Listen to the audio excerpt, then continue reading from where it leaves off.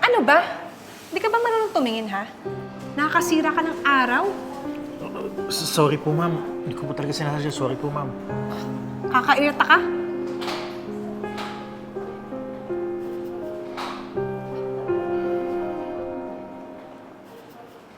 Order nga ako ng isang sour cream na french fries.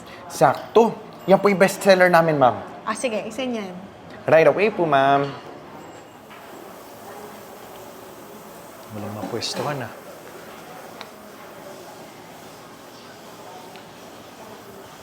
Ma'am. Puno na po kasi yung mga upuan, eh. Yung iba naka-reserve. Baka po pwedeng makiupo ako dito. Ano pa nga ba? Salamat po, ma'am, ah.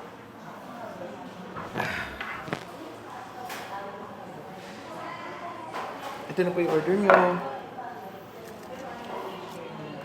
Wow, mukhang gutom na gutom ka na eh, no? Nauna ka pa sa akin.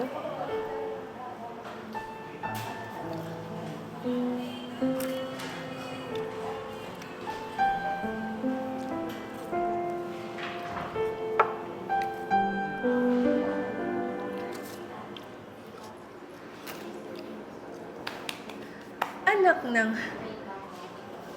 Hinayaan na kitang burakutin mo yung pagkain ko eh. Tapos ikaw pa yung uubos?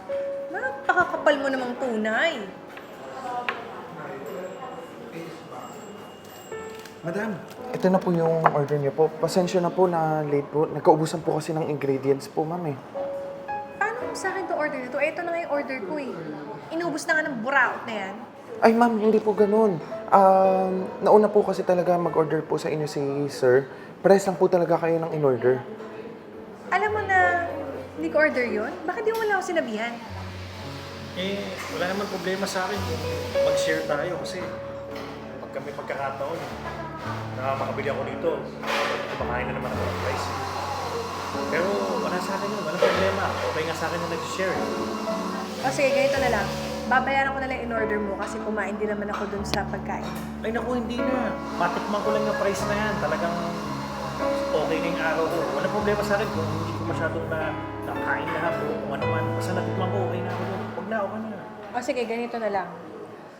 Tulungan mo na lang ako ubusin to kasi binawasan ko na naman yung order mo kanina. Mag-share na lang tayo. Ikaw muna umalis. Akin na. Sarap kasi talaga eh.